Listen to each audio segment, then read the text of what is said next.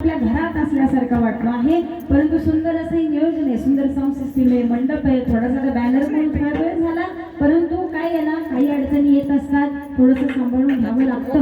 असो, सुंदर अशा या कीर्तनासाठी गाण्याची साथ देण्याकरता आमचे गणेश महाराज असतील, विशाल महाराज असतील, सुंदर असं त्यांनी कार्यक्रमाची सुरुवात केलेली आहे. त्यांच्या चरणाचं दर्शन घेते, सुंदर मुदाकाची साथ देणारे आमचे दयानंदजी महाराज सुतार आणि आमच्या रवी महाराजांच्या करंडीमधून आलेल्या संस्थेतील सर्व विद्यार्थी मंडळ, सर्व आमचा वारकरी संप्रदायाची शोभा वाढवणारे टाळ वाजवण्यासाठी लहान बाल गोपाल मंडळी आज इथे पोहोचले आहेत. त्यांच्याही मी चरणाचं दर्शन घेते. सर्व उपस्थित वर्ग, सर्व उपस्थित असलेले सर्व नातलं कुटुंब परिवार, तुम्हा सर्वांच्या चरणाचं दर्शन घेते. माझ्या विसापूरकरांना सुद्धा आदराचा नमस्कार करते आणि आता जास्तीचा वेळ न लावता मी माझ्या कीर्तनाला प्रारंभ करते. विठ्ठल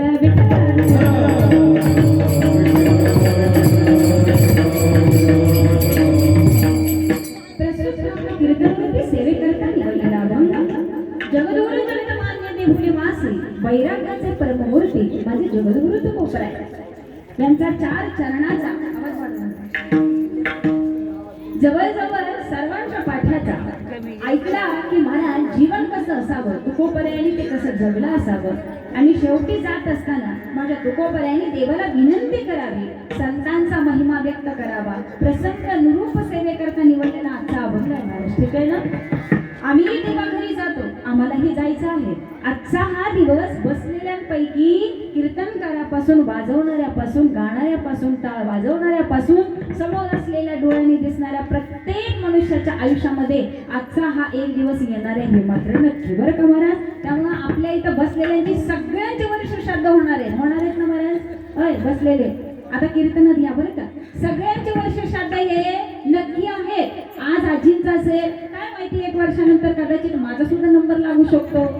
1 वर्षानंतर या बसलेल्यांपैकी कोणाचा तरी नंबर लागू शकतो, आपण सांगू शकत नाही. पण एक मात्र आहे बाबा, वर्ष श्राद्ध सगळ्यांची होती, परंतु वर्ष श्राद्धाच्या दिवशी या आजींच्या श्राद्धाला कोणाचं तरी कीर्तन ठेवलं महाराज. परंतु आमच्या वर्ष श्राद्धाला कीर्तन होईल का नाही आम्ही सांगू शकत नाही. त्याचं कारण एक आहे महाराज, त्या व्यक्तीच्या पुढच्या पिढीवरती असणारे गोड संस्कार आणि त्या व्यक्तीबद्दल असलेला आदर, व्यक्तीबद्दल असणारं प्रेम, मायबाप हेच त्या व्यक्तीचं भविष्य सांगून जात असतं. विठ्ठल विठ्ठल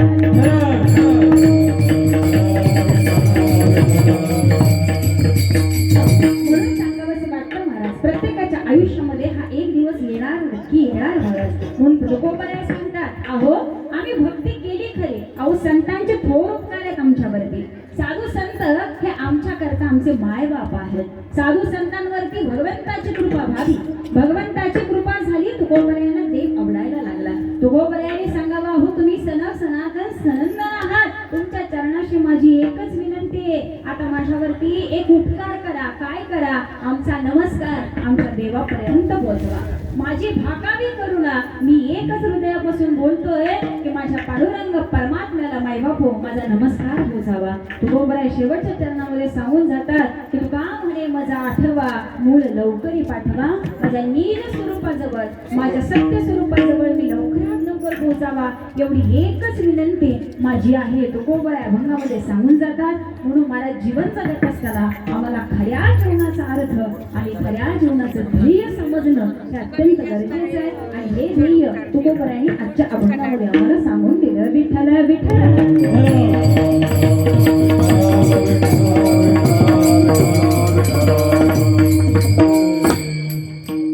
तुकोबरायांच्या जीवनामध्ये मायबाबो आम्ही पाहिलं ना, तर तुकोबरायांचं सुंदर जीवन बघत असताना आम्हाला दिसून येतं, अरे दुःख कोणाच्या आयुष्यामध्ये नाही महाराज, दुःख प्रत्येकाच्या आयुष्यामध्ये आहे.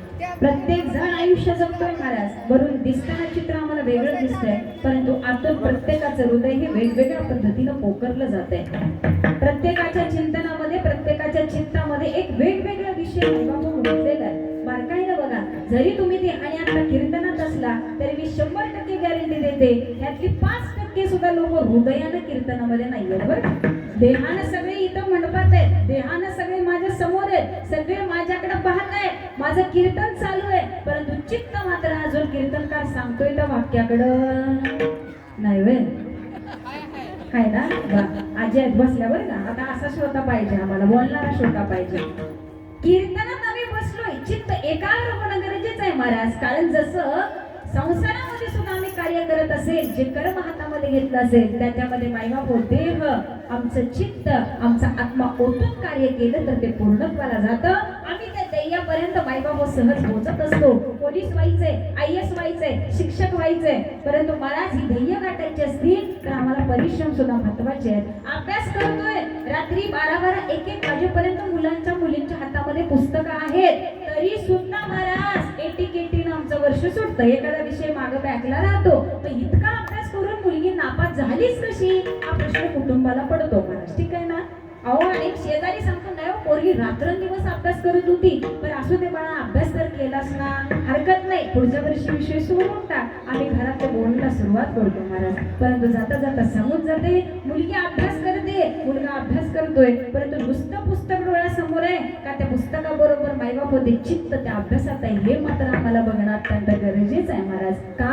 कारण जे डोळ्याला दिसतं ते तसं काहीच नसतं, त्याच्या मागचं सत्य मात्र हे काही वेगळंच असतं. हे मी सांगायची गरज नाही, कारण तुम्ही वयानं मायबाप केस पिकलेली लोक आहात आणि अनुभव घेऊन पुढे गेलेले लोक आहात. त्यामुळे जसं दिसेल तसं न बोलता मायबाप आम्हाला सत्य काय आहे त्या सत्यापर्यंत पोहोचण्याची आमची तळमळ असली पाहिजे. विठ्ठल विठ्ठल.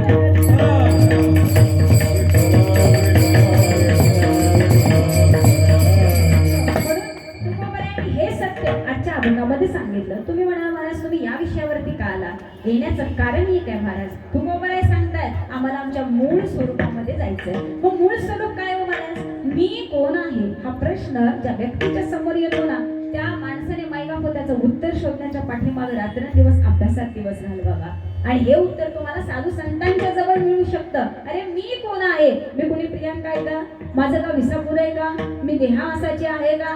मी नक्की आहे कोण? हे उत्तर तुम्हाला जोपर्यंत तुम्ही परमार्थाच्या पायावरती चढत नाही ना महाराज, तोपर्यंत तुम्हाला याची उत्तरे मिळू शकत नाही. ही ही तळमळ होती माझ्या तुकोबरायांची. म्हणून तुकोबरायांनी सांगावं, अरे देव आवडायला लागला, रात्रंदिवस आम्ही देवाचे वेडे झालो आणि जगाला हेच सांगत राहिलो, गोविंद गोविंद गोविंद गोविंद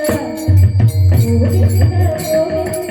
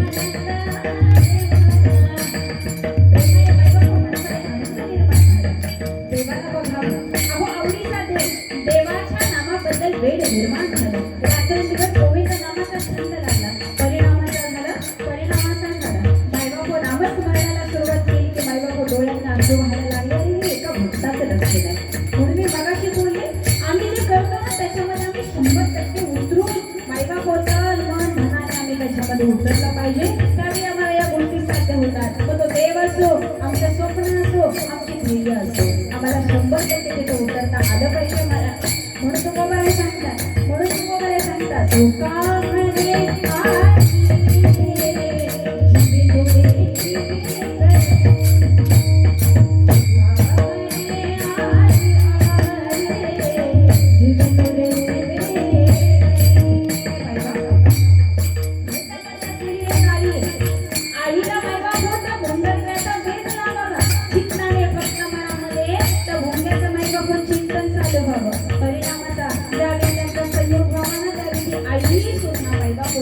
होऊन जाते.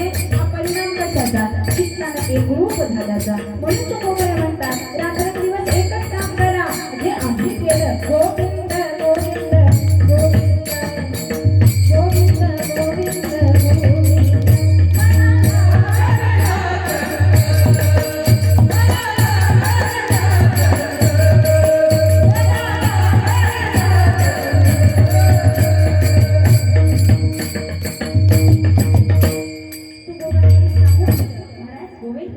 वेळ लागलं. मग नाव कसं आहे हो? नाम चांगल्यात चांगलं आहे, नाम बऱ्यात बरं आहे, नाम खऱ्यात खरं आहे, नाम मंगळात मंगळ आहे महाराज. ठीक आहे ना. मग या मंगल नामाचं चिंतन करणं हे तुमचं आमचं काम आहे ना महाराज. आज वर्ष श्राद्धाला यायचंय, याच वर्ष श्राद्धाला यायचंय. आज 1 वर्षानंतर आहे, 1 महिना राहिला वर्ष श्राद्ध आहे बरं का. आणि माईच्या वर्ष श्राद्धाला पोहोचायचं बरं का. मुलांना माई बाबा 4 वेळा ऑर्डर असते, अरे त्या दिवशी वेळ काढ, आपल्याला गेलं पाहिजे, त्यांच्या आपल्यावर थोर उपकार आहेत आणि आपल्याला तिथं पोहोचलंच पाहिजे. महाराज आम्ही इथं पोहोचतो ते प्रेमापोटी पोहोचतो, परंतु जी लोक इथं पोहोचली नाहीत ती सुद्धा अशीच म्हणत असतात, असू द्या गेलं त्यावेळेस नाही पोहोचता आलं, मैतीला नाही गेलो, सावडायला तरी पोहोचलं पाहिजे, सावडायला नाही गेलो बाबा 10व्याला तरी पोहोचलं पाहिजे.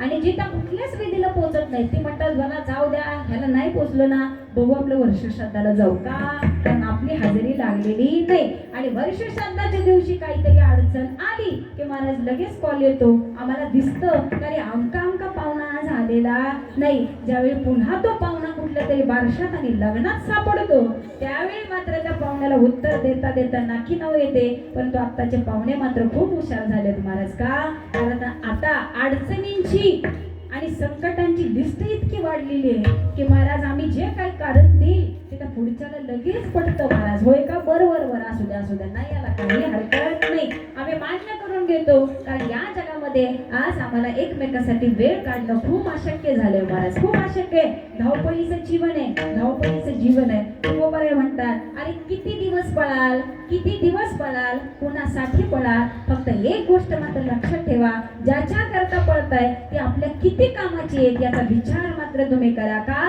कारण हे जग कसं आहे, जन हे सुखाचे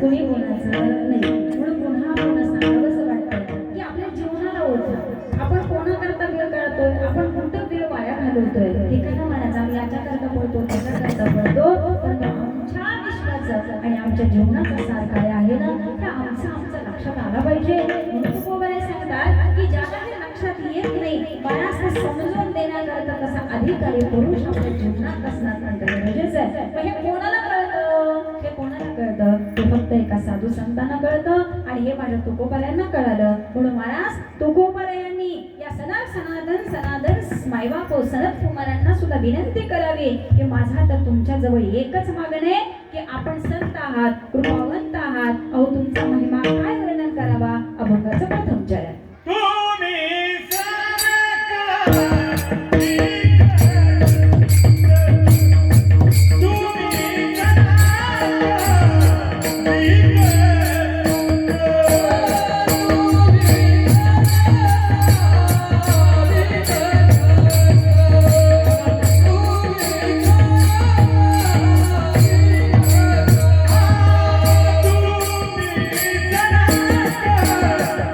Yeah.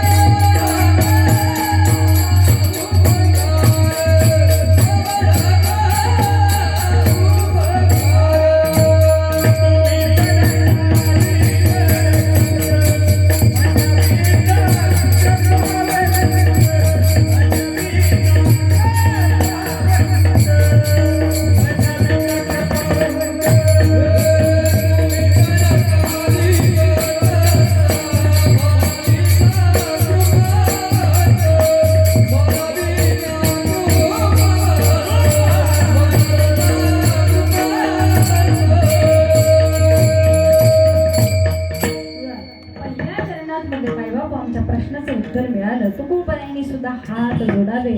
अहो तुम्ही सनकाधिक आहात, तुम्ही कृपावंत आहात, तुम्ही आमचे माय बाप आहात. अजून आम्ही तुम्हाला काय बोलायचं म्हणून पुन्हा पुन्हा पुन्हा पुन्हा सांगावंसं वाटतंय की आमच्याकडं फक्त एकच भाव आहे की आम्ही आमचं चित्त आणि आमचा देह हा देवाला दिला. देवाच्या भजनामध्ये आम्ही तल्लीन झालो. हे मी बोलत नाही, तुकोबराय बोलतात. त्याचा आनंद तुकोबरायांनी घेतला आणि या आनंदाचं वर्णन मायबापू तुकोबरायांनी या जगाला सुद्धा दिलं. म्हणून या आनंदाचं वर्णन काय करावं मायबापू, काय करावं?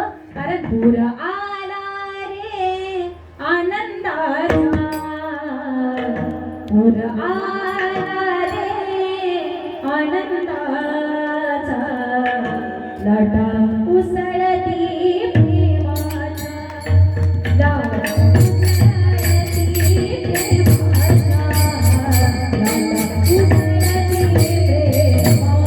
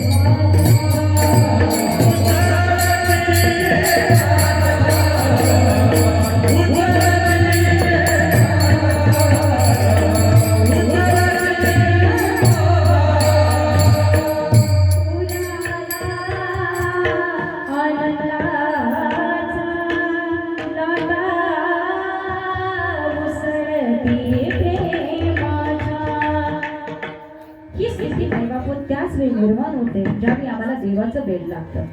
रात्रंदिवस मायबापू भजन करणारी मंडळी आपल्या या समाजामध्ये आम्हाला बघायला मिळतात. नाही देवाशिवाय करमत महाराज. आठवड्यात एक दिवस तरी भजन करण्याची सवय लोकांना लागलेली असते. तुम्ही आमच्या विसापूरला आला ना महाराज, प्रत्येक एकादशीला आमच्या विसापुरात भजन असतं. मंगळवारी असेल, अनेक महिला वर्ग मायबापू सुंदर असं भजन करतो आहे. त्या गावागावात मायबापू आज खेडेपाड्यामध्ये हे भजन संस्कृती टिकणं अत्यंत गरजेचं आहे. त्याचं कारण एक आहे, आता हे सगळं लोप पावत चाललेलं आहे. आज आमच्या कलियुगामध्ये जर आम्हाला आमचं जीवन तारायचं असेल, सुंदर आयुष्य जगायचं असेल, तर महाराज त्याला एकच पर्याय आहे. आता नामस्मरणाशिवाय हे कलियुगामध्ये टिकणं खूप अवघड आहे महाराज. नाहीतर जे परमार्थापासून लांब असणारी व्यक्ती आहेत ना, त्यांना या जीवनाशी काही घेणं देणंच नाहीये महाराज. असं जीवन समाजात जगतो आहे नाही का. उठायचं, खायचं, प्यायचं, नोकरीला जायचं, पैसा कमवायचा, ऐशाराम करायचा. एक दिवस असा येतो, एक दिवस असा येतो, ठराविक वय येतं महाराज. शेवटी मगाशी बोलली, अंतकाळी कुणी नाही, आम्हाला आमच्या सर्व आजारपणाला, वृद्धापकाळाला तोंड द्यावं लागतं. आणि एक दिवस असा येतो की आम्हाला सगळ्याला टाटा बाय बाय करून इथून निघून जावं लागतं. आता मगाशी बोलली की मी सगळ्याला तर इथून जायचंच आहे, बरोबर आहे ना. खाणारी, पिणारी, मांसाहार करणारी, शाकाहार करणारी. तुम्ही म्हणाल जास्त आता नका बोलू महाराज, कारण इथं सगळीच लोक आहेत. पिणाऱ्यापासून खाणाऱ्यापासून सगळी माझ्या समोर आहे. तुम्ही म्हणाल महाराज तुम्हाला कसं काय कळलं? हुशारच आहेत महाराज, तेवढे हुशार आहेत. त्याचं कारण एक आहे महाराज, सगळे जीवन जगतायत, सगळेजण खातायत, सगळेजण झोपतायत. असा कोणी एखादा इथं प्राणी आहे की आपण वर्षभर झोपलेलोच नाही महाराज? काय सांगताय तुम्ही? सगळे झोपताय. इथं आम्ही झोपलोच नाही वर्षभर असं म्हणणारं कोणी आहे का महाराज? नाही. सगळेजण खातायत, सगळेजण झोपतायत, सगळेजण काम करतायत. कारण काम केल्याशिवाय जीवन जगू शकत नाही. काम केल्याशिवाय एक रुपया हातात येऊ शकत नाही. रुपया हातात आला नाही तर मायबाप आमचं पोट सुद्धा भरणार नाही, बरोबर आहे ना. जरी ती कागद असली तरी त्याच्यावरती आकडे महाराज कागदांवर, तेही वेगवेगळ्या कलर मध्ये आहेत. ते कागद असले मायबाप, कागदावर जर जीवन जगता आलं असतं तर आम्ही घरात पडलेल्या 200 पेजेसच्या वह्या अशा फाडल्या असत्या आणि दुकानदाराला जाऊन घेऊन आलो असतो. त्या 1 किलो साखर, त्या भाज्या. नाही महाराज, त्या कागदाला सुद्धा किंमत आहे. परंतु तो कागद कमवण्याकरता आज आम्हाला अख्खं आयुष्य त्या कमवण्याच्या पाठीमागं घालवावं लागतंय महाराज. फक्त एक विचार रात्रंदिवस करा की हे करण्यामध्ये आयुष्य आता घालवायचंय का जगण्यापुरतं कमवून मायबाप आयुष्य जगायचंय, की मायबाप परमार्थ करत करत जगता आलं पाहिजे. हा विचार आपण करायचा आहे. हा प्रत्येकाने विचार करा, कारण भवसागर पार करून जाण्याकरता तुमची तळमळ असली पाहिजे. हे मी सांगत नाही, तुकोबराय सांगतात, क्षणोक्षणी हाची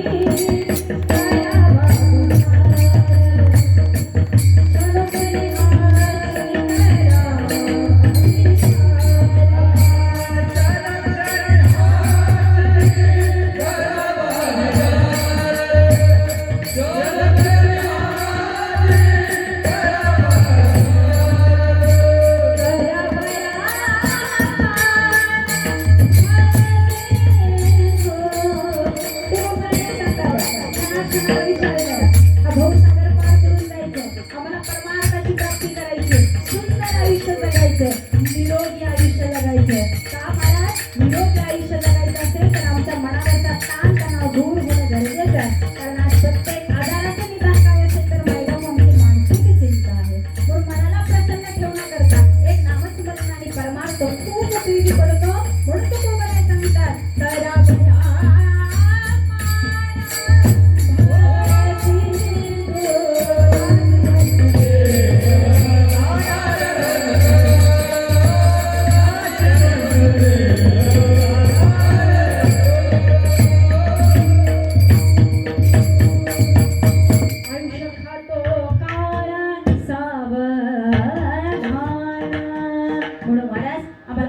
विचार करावाच लागेल. या मनाला परमार्थामध्ये टिकून ठेवावंच लागेल. मनाला विनंती करा नको नको मना गुंतू माया जारी काळ आला जवळी ग्रासावया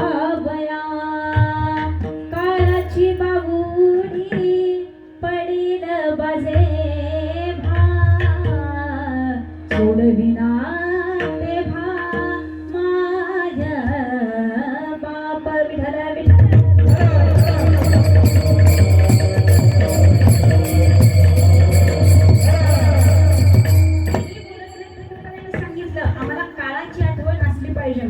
आम्हाला जसं माहितीये 12 तारखेला अमक्या अमक्या ठिकाणी या हॉलवरती अमक्या अमक्याच्या मुलाचं लग्न आहे.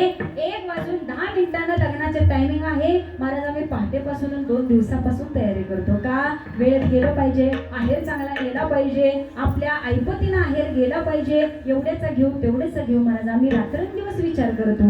मग महाराज 100 वर्षाचं आयुष्य मिळालं. आता 100ची पण गॅरंटी नाही. 100 वरनं 80 तर आलं. कारण अटॅक नावाचा आजारच मायबाप इतका खतरनाक आलेला आहे की तिथं 20 वर्ष कळेना 25 वर्ष कळेना मग 60 तर लांबच आहे महाराज. ठीक आहे ना. म्हणून जाता जाता मी बोलून गेले तुम्हाला छान आयुष्य जगायचं असेल, निरोगी आयुष्य जगायचं असेल तर मायबाप मनावरती असलेला ताण तणाव तुम्ही लांब करण्याचा प्रयत्न करा. कारण जास्तीत जास्त आजार हे मानसिकतेमुळे आपल्याला आलेले आहेत. म्हणून म्हणतात ना चिंता ही अशी असते की जिवंतपणे माणसाला जाळते आणि चिंता ही अशी असते की मेल्यावर माणसाला जाळते. फरक फक्त एका टिंबाचा आहे. म्हणून जीवन जगताना आमच्या लक्षात यायला पाहिजे की परमार्थ करत करत आयुष्य आम्हाला कसं जगता येईल ना हा विचार मात्र प्रत्येकाने करावा. आणि का जगता येणार नाही. संत सावता महाराज सुंदर आयुष्य जगत असतील, माझ्या संत जनाबाई सुंदर आयुष्य जगत असतील, माझे चोखोबाराय सुंदर आयुष्य जगत असतील तर महाराज आम्ही परमार्थ करता करता थोडं लक्ष संसाराकडे केलं आणि मायबाप 100% जर आम्ही परमार्थ केला तर आनंद झाल्याशिवाय राहू शकत नाही. म्हणून छान निरोगी आयुष्य जगा हे मी तर सांगते. परंतु त्याला एकच रामबाण उपाय मायबाप सकाळ संध्याकाळ आयुष्यातला एक 10 मिनिटाचा वेळ तरी तुम्ही नामस्मरणाला द्या. हातामध्ये जपाची माळ येऊ द्या. आयुष्यामध्ये गुरु करा, आयुष्यामध्ये सद्गुरु करा, सद्गुरूचा उपदेश आयुष्यामध्ये येऊ द्या. कारण सद्गुरु वाचवणी सापडे ना सोय धरावे ते पाय आधी आधी. म्हणून गुरु जर असेल तर महाराजांचं जीवन छानरित्या पार पडू शकतं. म्हणून पुन्हा पुन्हा सांगावं असं वाटतं आयुष्यातला पहिला गुरु मायबाप आम्हाला जन्म देणारी आमची आई असते. म्हणून या गुरुला जपण्याकरता आमचं आयुष्य आम्ही खर्ची घातलंच पाहिजे. ज्या वृद्धापकाळामध्ये या आई वडिलांना आमची गरज आहे ना महाराज त्यावेळी आम्ही त्यांच्याजवळ असणं अत्यंत गरजेचं आहे. आई वडिलांनी लहानाचं मोठं करावं. मायबाप मुलाला इंजिनियर बनवावं. मुलगा सुंदर विदेशात निघून जावा. परिणाम असा होतो ज्यावेळी आई वडिलाला आता मुलाची गरज आहे सगळी फॅमिली मायबाप अमेरिकेत सेटल व्हावे परंतु मुलाला मात्र आता आई वडिलांकडे सेवे करता यायला वेळ नाही. का कारण आता या कलियुगामध्ये आम्हाला पैसा सुद्धा तेवढाच महत्वाचा आहे. कारण मुलं म्हणतात बाबा आम्हाला तिकडे यायला जमणार नाही, तुम्ही दोघं सुद्धा तिकडे या. आणि आमच्या आई वडिलाला मायबाप आमचं गाव सुटत नाही. ठीक आहे ना मायबाप. काय सांगू राणी मला गाव सुटना. राणीलाच नाही महाराज, राजाला सुद्धा नाही महाराज, आई वडिलांना सुद्धा गाव सुटत नाही. तो कुठं कॉलनीत या आता फ्लॅट मध्ये राहा, दार बंद करून राहा, नाही शक्य हे. कारण ते आयुष्य हे आमच्या सारख्याला सूट झालंय. आम्ही पैसा कमवण्याच्या मागे लागलो. ठीक आहे ना. सकाळी जॉबला जातो आणि संध्याकाळी माघारी येतो. आम्ही घरात कुठं असतो महाराज. परंतु जर ती घरची माणसं इथं आणून ठेवली तर महाराज आठवड्याच्या आत चांगली असलेली लोक आजारी पडण्याची लक्षणं महाराज येत आहेत. का त्याचं कारण एक आहे आमच्या गावाचा निसर्ग आणि गावामध्ये मिळणारं प्रेम आणि गावामध्ये असलेली माणुसकी आणि आपुलकी. म्हणून महाराज पुन्हा पुन्हा सांगायचं वाटतं जीवन जगायचं असेल ना तर आम्हाला प्रेमाची आणि माणुसकीची सुद्धा खूप गरज आहे. आई वडील सांगतात बा कमवतोय ना चांगली चांगली गोष्ट आहे, पण आई वडिलाकडे यायला ज्यावेळी वेळ मिळत नाही त्यावेळी तोच मुलगा बाई बाबा कॉल करून सांगतो, आई बाबा मी तुमची सोय आमच्या वृद्धाश्रमात केलेली आहे, वाटेल तेवढे पैसे खर्च करतो, परंतु मला सेवेला यायला शक्य नाही, तुम्हाला पैसा पुरवला जाईल, तुमची काळजी तुम्ही वृद्धाश्रमामध्ये घ्या. ही वेळ आज आमच्या आई वडिलावरती येते. त्यावेळी सांगावंसं वाटतं, तो भक्त पुंडलिक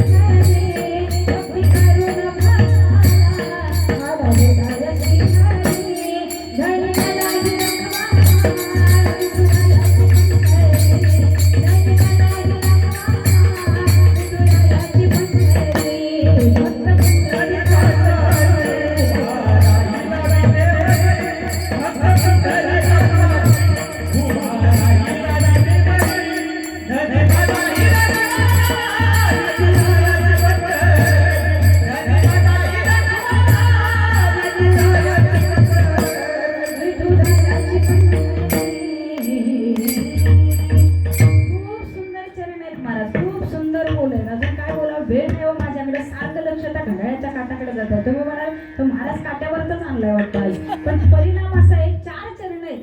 कीर्तन सुरू झाले 11:15 वाजता, काकांनी सांगितलं 12:30 वाजेपर्यंत न्या, म्हणलं 1 वाजेपर्यंत म्हणलं तरी मी नेऊ शकते, त्याचं काय विशेष नाही, परंतु तुम्ही समोर बसलाय, पुन्हा जेवणाचा कार्यक्रम आहे, लोक वेळेत जेवली पाहिजे, ठीक आहे ना महाराज. त्यामुळं आपल्याला लवकरात लवकर सांगण्याचा प्रयत्न करायचा आहे. म्हणून तुकोबाराय सांगतात महाराज, आई वडील नावाचा गुरु इतका श्रेष्ठ आहे ना, तुम्ही त्याला जपा. माईबापा कुठल्या मंदिरात सुद्धा जायची गरज नाही, फक्त माईबापा नशीबवान आणि भाग्यवानच लोक असतात की ज्यांना आपल्या आयुष्यामध्ये आई वडिलांची सेवा करायला मिळते महाराज. काही जण कंटाळतात, वडिलांना पॅरालाइज झाला, आईला पॅरालाइज झाला, तर महाराज त्या घरातल्या लोकांची अवस्था जाऊन बघा, की लोक सुद्धा म्हणतात, अरे काय माझं फुटकं नशीब की यांची सेवा करायची वेळ माझ्यावर आली, माझं आयुष्य काय होतं आणि मी अडकले कशात. अशी सुद्धा वाक्य माईबाप लोकांच्या तोंडून आलेली आम्ही कानाने ऐकलेली आहेत महाराज. काही लोक अन्न पाण्या वाचून गेली का, खायला मिळालं नाही म्हणून. अशी वेळ आमच्यावरती येत नाही. आजी नशिबान आहेत महाराज, 2 मुली आहेत, एक मुलगी शिक्षक आहे, एक मुलगी सुंदर असं आपलं कार्य करते आहे, दोन्ही जावई सुंदर आहेत महाराज. जावयांना मुलांसारखं प्रेम द्यावं, परंतु आपल्या आई सारखं मायभाऊ यांनी सुद्धा या आईला जपावं. कारण पोटी मुलगा असला तरी महाराज आई वडिलांच्या सेवेत नाही, मुलं असून सुद्धा कधी कधी त्या आई वडिलाला मुलांचं प्रेम मिळत नाही. पण त्यापेक्षा ती आई म्हणते मुलं नसलेलीच बरी महाराज. असलेला मुलगा जर बेवडा निघाला, असलेल्या मुलगाला जर आईची किंमत कळे ना, तर महाराज ती आई म्हणते ना, एक वेळ हा मुलगा नसता तरी चालला असतं, मी बिना मुलाची राहिली असते तरी चाललं असतं. ही वेळ त्या आई वडिलावरती येते. म्हणून तो कोकणाई सांगतात, याची किंमत करण्याकरता आम्हाला साधू संतांच्या संगतीमध्ये जावं लागेल. कारण संतांची संगती म्हणो मार्गगती आकळावा श्रीपती म्हणते, संतांच्या संगतीमध्ये आम्हाला देवाची प्राप्ती होऊ शकते, असं माझं ज्ञानोबाराय सुद्धा सांगतात, तुकोबाराय सुद्धा सांगतात. अजून आपण वेगळं काय सांगणार. म्हणून तुकोबारायांनी यांची महती ओळखली, साधू संतांची महती ओळखली, म्हणून तुकोबाराय सांगतात, आता मला तुम्ही मिळाला ना, आता माझ्यावरती फक्त एकच उपकार करा. काय उपकार करा? अभंगाचं द्वितीय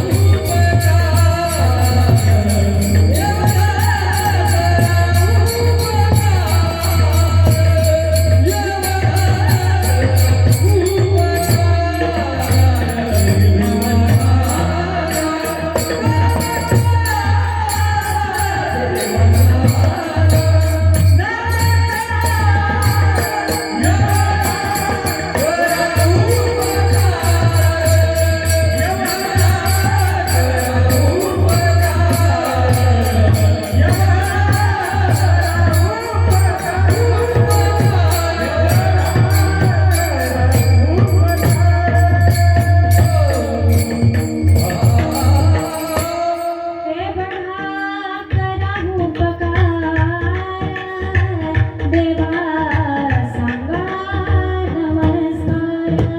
मायबाबा तुकोबरायांचं किती सुंदर विनवणीचं मागण्या बघायला विचार करा. या अभंगामध्ये प्रेम दिसतं, या अभंगामध्ये भक्ती दिसते, या अभंगामध्ये देवाबद्दल मायबाप असलेली व्यापकता दिसते. आणि देवाशिवाय आम्ही राहू शकत नाही, देवाचं माझं नातं काय आहे ना त्याचा सुंदर भाव तुकोबरायांनी आजच्या अभंगामध्ये सांगितलेला आहे.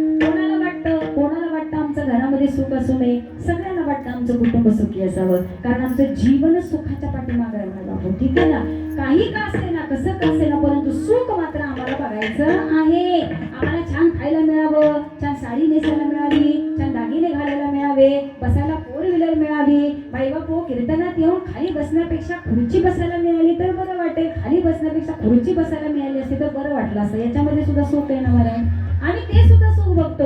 बरं नाही कीर्तन मिळालं ठीक आहे, पण गेल्यासारखं जेवायला तरी मिळालं तर बरं होईल महाराज. ते जेवणाच्या पाठीमागं सुद्धा सुख आहे ना महाराज.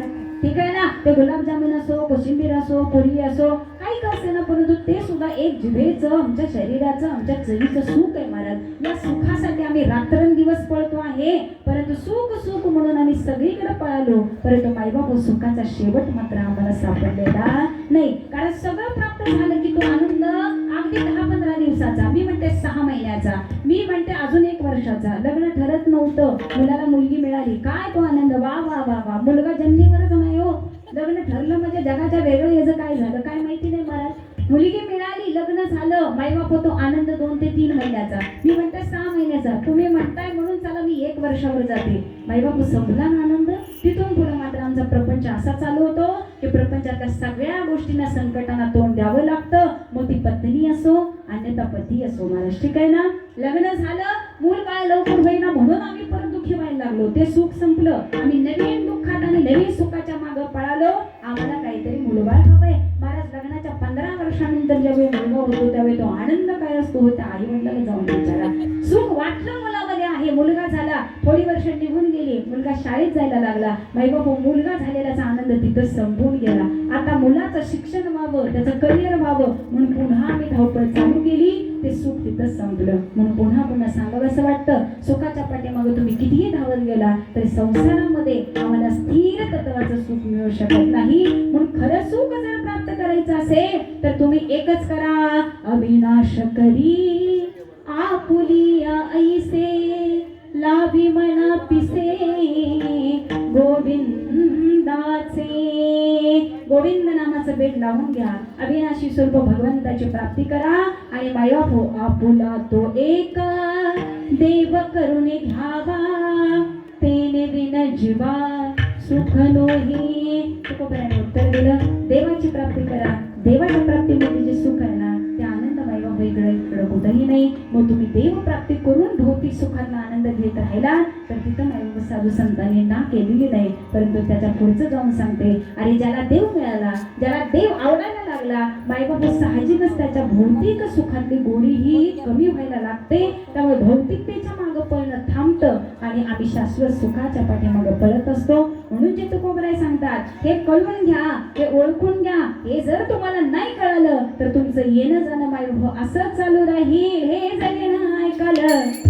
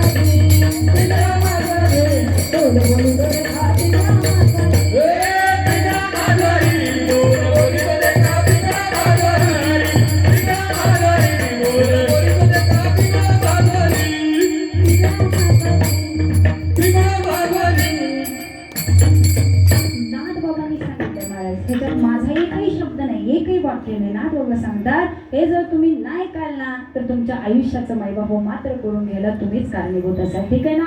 आई 4 वेळा सांगते, बाळा ह्या मार्गाला जाऊ नको, ह्या मार्गाला जाऊ नको, हे तुझ्यासाठी घातक आहे. मुलांना ऐकलं तर ठीक आहे, जर मुलांना नाही ऐकलं तर महाराज एक दिवस असा येतो की पश्चातापाची वेळ येते, त्यावेळी मात्र आमच्या सोबत कोणीही नसतं महाराज. ठीक आहे ना. त्यामुळे आयुष्यातला सगळ्यात श्रेष्ठ आणि सगळ्यात मोठा गुरु आमची एक आईच आहे महाराज.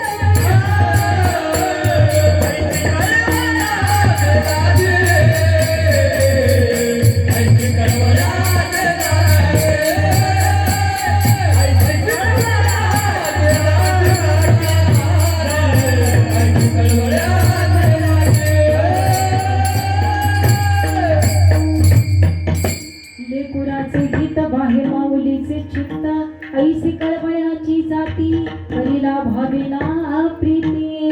प्रेम बघायला मिळावं तर ते आईकडेच महाराज. माया बघायला मिळावी, खरा जीव बघायला मिळावा आणि मायबाप प्रेमाचा सागर बघायला मिळावा. तो एकच सागर आमच्या आयुष्यामध्ये, ते मध्ये आमची आई आहे महाराज. ठीक आहे ना. जन्मल्यापासून आम्ही शेवटपर्यंत कितीही चुकलो, बरोबर असलो तरी महाराज कायम आमच्या पाठीशी असणारी तीच एक आई आहे महाराज. एकदा का ती आयुष्यातून निघून गेली की महाराज आमचा मायेचा सागर सुद्धा मायबाप आटला जातो. आई माझी मायेचा सागर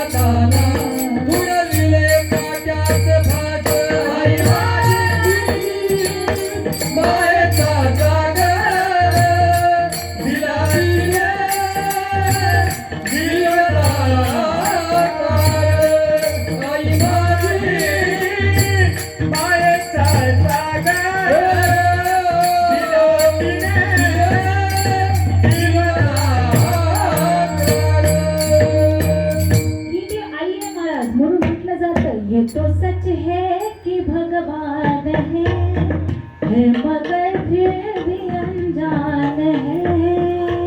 धरती पे रूप माँ बाप का उस विधाता की पहचान है.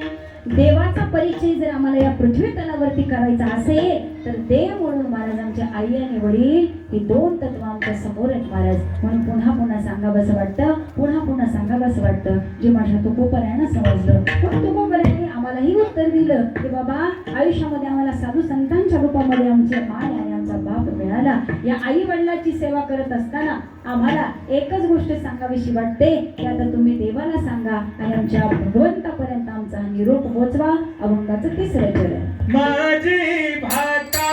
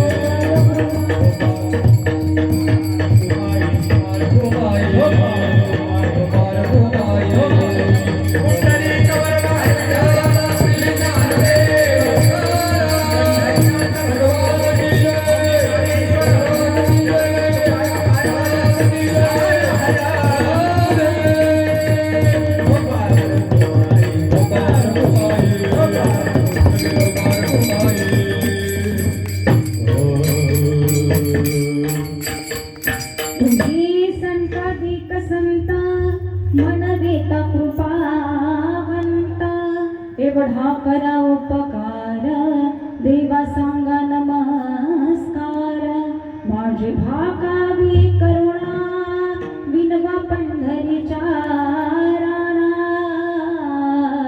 एवढा करा उपकार देवा सांगा नमस्कार मला दिलेल्या वेळापैकी फक्त शेवटचे 5 मिनिटं राहिलेले आहेत आणि शेवटच्या चरणापर्यंत तुम्ही आम्हाला आलेलो आहे तुकोबांनी सुंदर असं तुम्हा आम्हाला ज्ञान दिलं जीवन कसं जगायचं जीवनामध्ये कोणाची संगत असावी जीवन सत्कार्याने लागण्याकरता आम्ही कोणाची संगत करावी याचं सुद्धा उत्तर आजच्या अभंगामध्ये तुम्हाला मिळालं माईबापू गुरु म्हणून आम्ही आयुष्यभर फिरत राहिलो कोणाच्या प्रारब्धानं नशिबानं सद्गुरू आयुष्यामध्ये येणं हे ज्याचा त्याच्या नशिबाचा भाग आहे परंतु जाता जाता सांगून जाते जसं भूक लागले की आम्ही असं म्हणतो का नशिबात असलं तरी मिळेल जेवण नसेल तर नाही मिळेल जेवण नशिबावर राहतो का महाराज भूक लागल्यानंतर नाही घरात नसलं तर शेजार ज्याच्याकडून जाऊन आणतो उसनं पासनं ठेवतो परंतु मला भूक लागली की आम्ही स्वतःच्या हाताने करतो पुढाकार घेतो आणि पोटाची भूक शांत करतो तसं महाराज सद्गुरू मिळेल की नाही देव घडेल की नाही कीर्तन करता येईल की नाही भजन करता येईल की नाही हे जर आम्ही परमार्थावर आणि आमच्या प्रारब्धावर सोडायला लागलो तर ही किती चुकीची गोष्ट आहे महाराज बघू झालं तर झालं कीर्तन आलं करता भजन तर केलं नाही तर जाऊ द्या बघायला येईल परत अजून बराच वेळ हातामध्ये आहे पण जाता जाता सांगून जाते आता वेळ कोणाच्याही हातामध्ये नाही मला जन्माची तारीख एक वेळ डॉक्टर निश्चित सांगून देतील डिसेंबरच्या या दिवशी तुमची तारीख निश्चित आहे बाळ या वेळी जन्माला येईल परंतु असे एक तरी डॉक्टर मला आणून माझ्या समोर दाखवा की त्या डॉक्टरांनी सांगितलंय की 2025च्या बरोबर 26 डिसेंबरला दुपारी ठीक 3 वाजता 3:05 बसल्या जागी तुम्ही जाणार आहेत का कोणी कोणते पण मोठे स्पेशालिस्ट असू द्या MBBS असल्या कुणीही असू द्या महाराज परंतु मृत्यूची तारीख मात्र कोणाला सांगता आलेली नाही मग आम्ही एवढा इतक्या निष्काळजीपणाने जीवन जगतोयच कसं हे मोठं प्रश्नचिन्ह आहे ना महाराज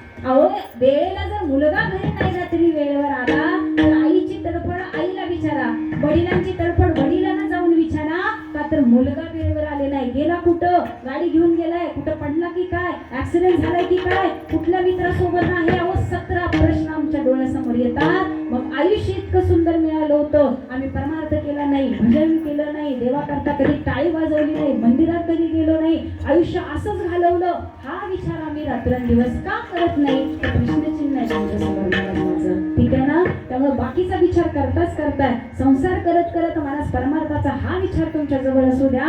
कारण माझे तुकडोजी महाराज सांगतात संसार कसा आहे महाराज, हा संसार कसा आहे. तू म्हणशील घरादार हे इथेच राहील सारा, तू म्हणशील घरादार हे इथेच राहील सारा.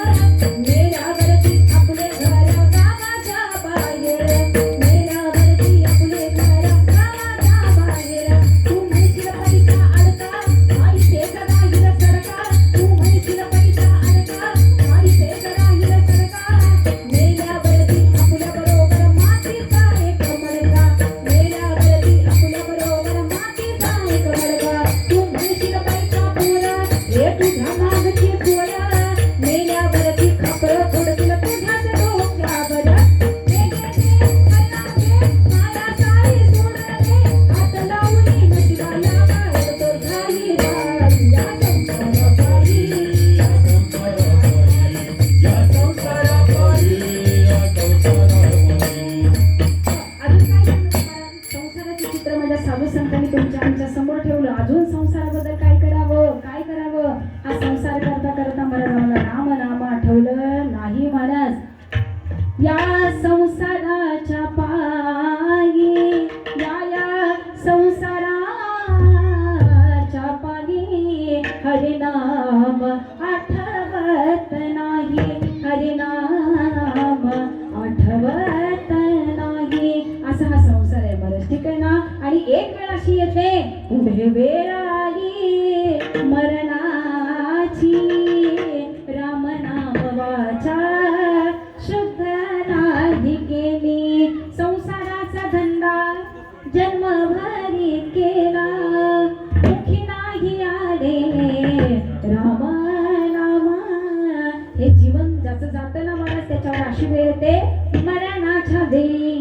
करी तळमळ आठवी गोपाल वैकुंठीचा. म्हणून तुकोबराय शेवट सांगतात तुका म्हणे आई. तुका म्हणतात महाराज, तुकाराम महाराज सांगून जातात तुम्ही आयुष्य जर असंच वाया घालवलं तर मला जन्माची सार्थकता तुम्हाला नाही भेटू शकत. म्हणून पुन्हा पुन्हा सांगावंसं वाटतं, म्हणून पुन्हा पुन्हा सांगावंसं वाटतं.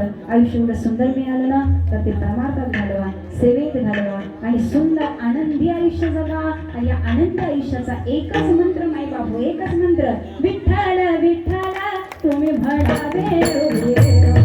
विठ्ठल विठ्ठल तुम्ही म्हणावे रुबेरा.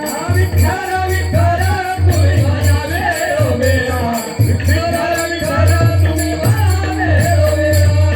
शेवटचे 5 मिनिट राहिले, सगळ्यांनी हात वर करा. बसलेले झालं, संपले कीर्तन.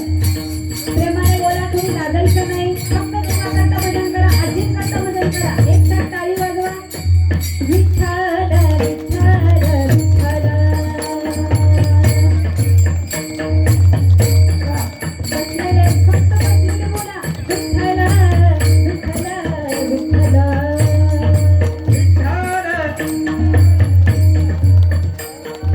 विठ्ठल विठ्ठल विठ्ठल विठ्ठल.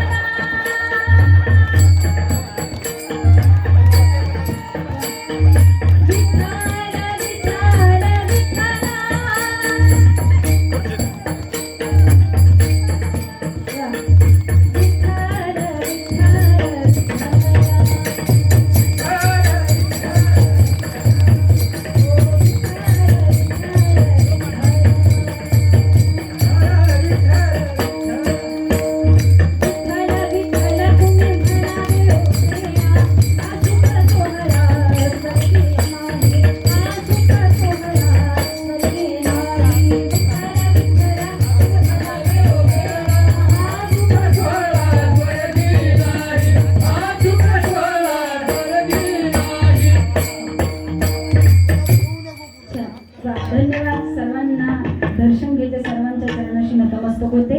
तुम्ही नामस्मरण केलं आणि एक मात्र ऐका, ज्यांनी टाळी वाजवली, ज्यांनी नामस्मरण केलं त्यांनी जेवणाच्या टेबलवर खुर्चीवर बसायचं बरं का. ज्यांनी भजन केलं नाही, टाळी वाजवलं नाही, त्यांनी असंच फुलं टाकायची ना आपलं हा मार्ग धरायचा. कारण ज्यांनी भजन केलं त्या भजनाचा उपयोग आजीच्या आत्म्यासाठी होता, ठीक आहे ना. आणि आपण आजीच्या श्राद्धाचं जेवण करतोय, जेवणाची भरपाई तर दिली पाहिजे ना. हॉटेलमध्ये गेल्यावर फुकट खाऊन बाहेर येता का? भांडी घासायला होती जर पैसे नाही दिले तर, ठीक आहे ना मला. मग तशीच ही एक देण आहे. त्यामुळे ही देण आपण आजीला नामस्मरणाच्या रूपामध्ये देत आहोत. त्यांच्या आत्म्याला चिर शांती लाभो हीच भगवंताच्या चरणाशी प्रार्थना करू. आणि पुनश्च एकदा या सर्व कुटुंब परिवाराच्या चरणाशी मी आवाज थोडासा आवाज 1-2 मिनिट फक्त. या कुटुंबानं सुंदर असं नियोजन केलं. आई त्या धन्य आहेत महाराज, ठीक आहे ना. धन्य माता पिता तयाची कुळी कन्या पुत्र होती जे सात्विक तयाचा हरिका वाटे देवा. अशा सुंदर 2 कन्या या आईच्या पोटी असाव्यात. आणि जिथं मुलगा नाही तिथं सुद्धा त्या मुलीनं ते कार्य करून दाखवलं. याच्यापेक्षा अजून दुसरं काय असावं. त्यामुळे धन्य ती आई की जिच्या पोटी सुंदर अशा 2 मुली आल्या. सुंदर असे मायबाप हा कुटुंब परिवार त्यांचा शेवटचा अंतकाळी सुंदरीत छान साधवून दिलं. आणि त्या गेल्यानंतर सुद्धा मायबाप सगळ्यांच्या डोळ्यामध्ये पाणी निश्चित आहे. खूप सुंदर व्यक्तिमत्व होतं, गोड बोलणाऱ्या होत्या, प्रेमाने बोलणाऱ्या होत्या आणि सगळ्यांशी एकत्रित राहणाऱ्या, सर्वांना एकत्रित मायबाप गुंतून ठेवणारं असंही एक व्यक्तिमत्व होतं. आणि ते आपल्यातनं निघून गेलं की दुःख सगळ्यांना होतच असतं. असो पुनश्च एकदा अशी लोक आपल्या सानिध्यात असावीस अशी भगवंताच्या चरणाशी प्रार्थना करू. कारण माझे तुकोबराय सांगतात की साधू संत आणि संतांच्या विचाराची लोक आमच्या सानिध्यात असतील तर आमचं आयुष्य सुद्धा सार्थकी लागतं. म्हणून तुकोबराय सांगतात आता देवाला एकच सांगा काय की आमच्या मूळ स्वरूपापर्यंत त्या तत्वापर्यंत आम्ही पोहोचलो पाहिजे. अभंगाचं शेवटचे तुका म्हणे मजात, तुका म्हणे मजात,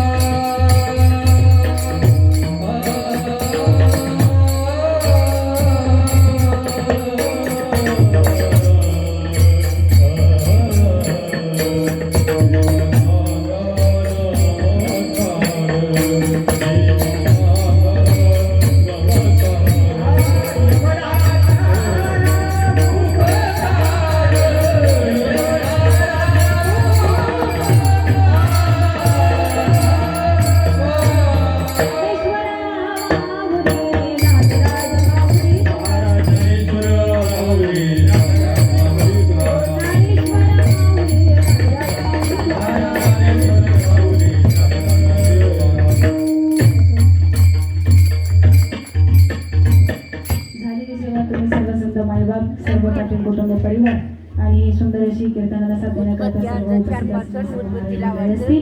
आमच्या करंजीवरून आलेले सर्व बालगोपाल मंडळ असतील. एकदा जोरदार टाळ्या मुलांसाठी बरं.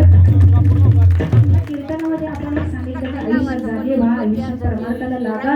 हे सगळं 40-50च्या पुढच्या लोकांसाठी होतं असं नाही महाराज. एवढ्या लहान वयात ही मुलं परमार्थाला लागले त्यांचं कौतुक तर केलंच पाहिजे ना. अहो ही 1ली, 4थी, 3रीची मुलं आहेत सगळी. शाळा शिकत मायबाबू हे सगळं चालू आहे. काही लोक म्हणते यांचा धंदाच आहे हा, आज इकडं उद्या तिकडं. डोंबाराचा खेळ नाही हो हा महाराज. ठीक आहे ना. शाळा शिकत आपलं सगळं करिअर करत माई बाबा हा परमार्थ चालू आहे. म्हणून पुन्हा एकदा सांगते, सुंदर आयुष्य जगताय. आपल्या क्षेत्रात कुठल्याही क्षेत्रात असा अनेक मान्यवर लोक इथं उपस्थित आहेत महाराज. सामाजिक असेल, राजकीय, आध्यात्मिक, शैक्षणिक सर्व क्षेत्रातली लोक इथं उपस्थित आहेत. कोणत्याही क्षेत्रात कार्य करा, परंतु प्रामाणिकपणा ठेवा, नीतिमत्ता ठेवा, सात्विकता ठेवा, चांगला भाव ठेवा, माणुसकी ठेवा. मायबापा अशाच्या पाठीमागं आई वडिलांचे आशीर्वाद तर असतातच असतात, परंतु मायबापा कुळाचा आणि भगवंताचा आशीर्वाद सुद्धा अशा लोकांच्या पाठीशी असतो. आणि अशांकडून नेहमी चांगलं कार्य होत राहावं हा सुद्धा आशीर्वाद मायबापा देवाकडून प्राप्त होत असतो.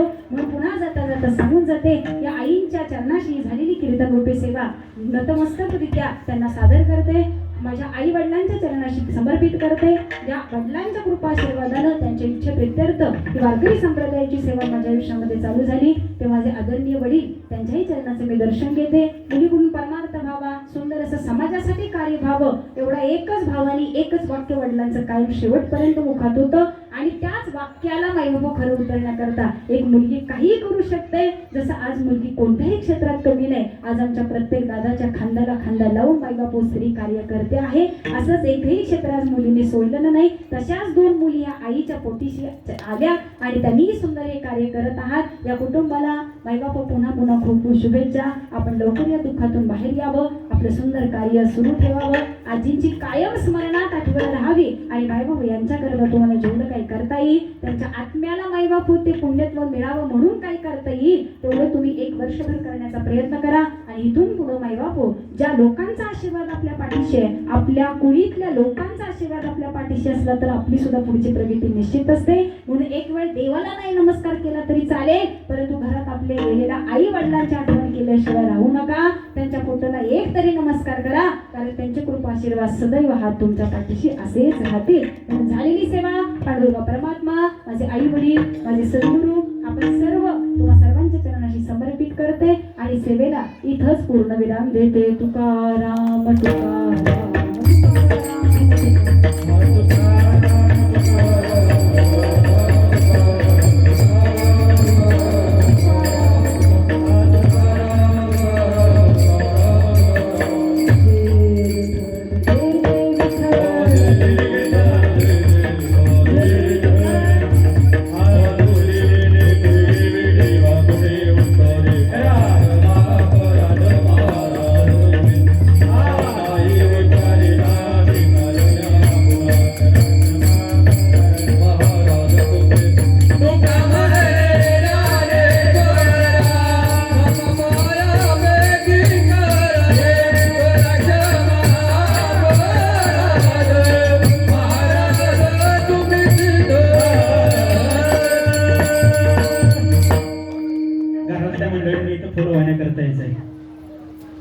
थांबा थांबा बाबा, त्यांच्या घरातील मंडळी, जावई असतील, मुलं